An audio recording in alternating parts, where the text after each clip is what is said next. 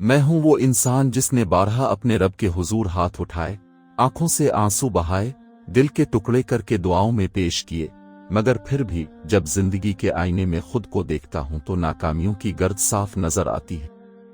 میں نے سجدوں کو لمبا کیا، تسبیحات کو بڑھایا، راتوں کی تنہائی میں اپنے رب کو پکارا، لیکن حالات جیسے کہ ویسے ہی رہے۔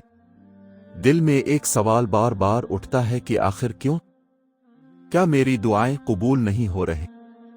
کیا میری محنت میں کمی ہے یا میرا یقین کمزور ہے؟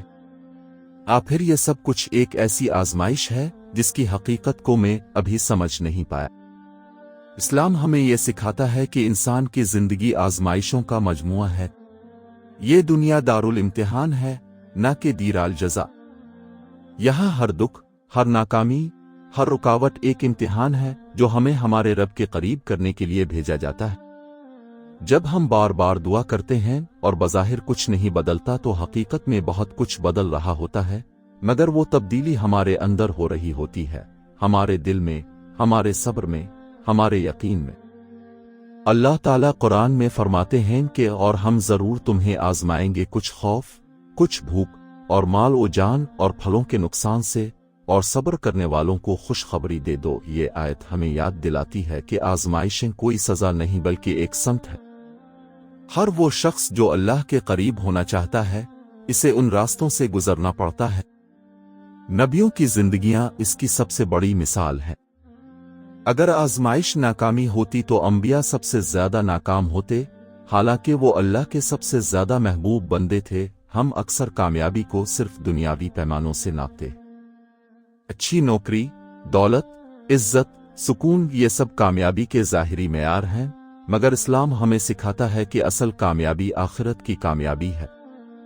اگر دنیا میں مشکلات ہیں لیکن دل اللہ کے ساتھ جڑا ہوا ہے تو یہ در حقیقت ایک بہت بڑی کامیابی ہے، کیونکہ دنیا کی آسانی کبھی کبھی انسان کو غفلت میں ڈال دیتی ہے، جبکہ مشکلات اسے اپنے رب کی طرف لے آتی ہیں۔ یہ بھی حقیقت ہے کہ دعا کبھی ضائع نہیں جاتی۔ نبی کریم نے فرمایا کہ بندے کی دعا 3 طریقوں سے قبول ہوتی ہے، یا تو اسے وہ چیز دے دی جاتی ہے جو وہ مانگ رہا ہے، یا اس کے بدلے کوئی مصیبت ٹال دی جاتی ہے، اور پھر اس کا اجر آخرت کے لیے محفوظ کر لیا جاتا ہے۔ اس کا مطلب یہ ہے کہ جب ہمیں بظاہر ہماری دعا کا نتیجہ نظر نہیں آتا، تب بھی وہ ضائع نہیں ہوئی ہوتی۔ وہ تو کسی اور شکل میں ہمارے لیے خیر بن چکی ہوتی ہے، اور پھر وہ ہمارے لیے ایک عظیم ذخیرہ بن رہی ہوتی ہے جو قیامت کے دن ہمیں حیران کر دے گا۔ ہماری سب سے بڑی کمزوری یہ ہے کہ ہم جلدی ہار مان لیتے ہیں۔ ہم چاہتے ہیں کہ ہماری دعا فوراً قبول ہو جائے، ہماری محنت کا نتیجہ فوراً سامنے آ جائے، لیکن اللہ کا نظام ہماری سوچ سے کہیں زیادہ وسیع اور حکمت بھرا ہے۔ کبھی کبھی تاخیر ہی اصل رحمت ہوتی ہے۔ اگر ہمیں وہ چیز فوراً مل جائے جو ہم مانگ رہے ہیں تو ہو سکتا ہے وہ ہمارے لیے نقصان دہ ہو۔ اللہ ہمیں وہی دیتا ہے جو ہمارے لیے بہتر ہوتا ہے، نہ کہ وہ جو ہم چاہتے ہیں۔ یہ بھی ممکن ہے کہ ہماری زندگی میں کچھ رکاوٹیں ہماری اپنی غلطیوں کی وجہ سے ہوں۔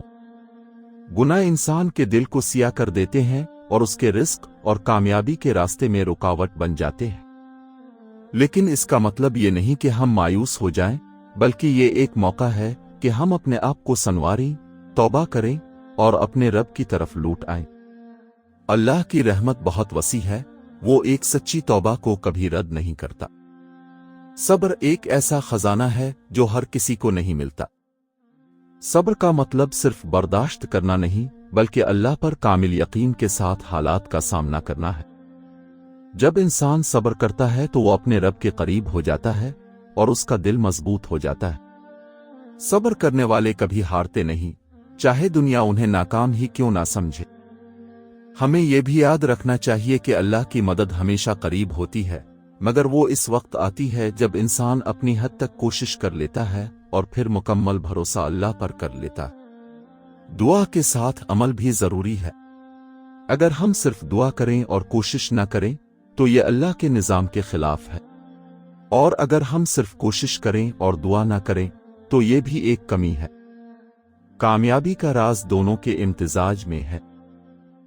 زندگی کے اس سفر میں سب سے اہم چیز امید ہے۔ उम्मीद वो रोशनी है जो अंधेरों में रास्ता दिखाती।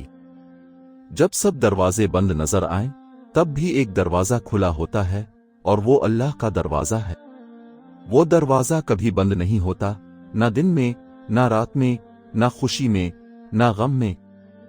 आखिर में यही कहना चाहूंगा कि अगर तुमने बहुत दुआएं की हैं और फिर भी कामयाबी नहीं मिली, तो ये समझ लो कि तुम अभी रास्ते में हो, मंजिल पर नहीं पहुंचे। अल्लाह तुम्हें छोड़ नहीं रहा, बल्कि तुम्हें तैयार कर रहा है। वो तुम्हें इस मकाम के काबिल बना रहा है जिसके लिए तुम दुआ कर रहे हो। सकता है कि तुम्हारी मौजूदा हालत ही तुम्हारे लिए बेहतरीन हो और तुम अभी इस हकीकत को समझ ना पा रहे हो।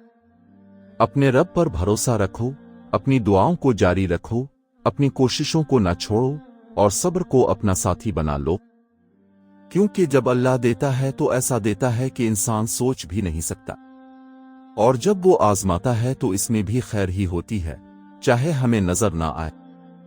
एक दिन आएगा जब तुम पीछे मुड़कर देखोगे और कहोगे कि अल्लाह, तेरा हर फैसला मेरे हक में बेहतरीन था। और वो दिन तुम्हारी जिंदगी का सबसे खूबसूरत दिन होगा, क्योंकि इस दिन तुम्हें समझ आ जाएगा कि तुम्हारी हर आजमाइश दरअसल तुम्हारी कामयाबी की बुनियाद थी।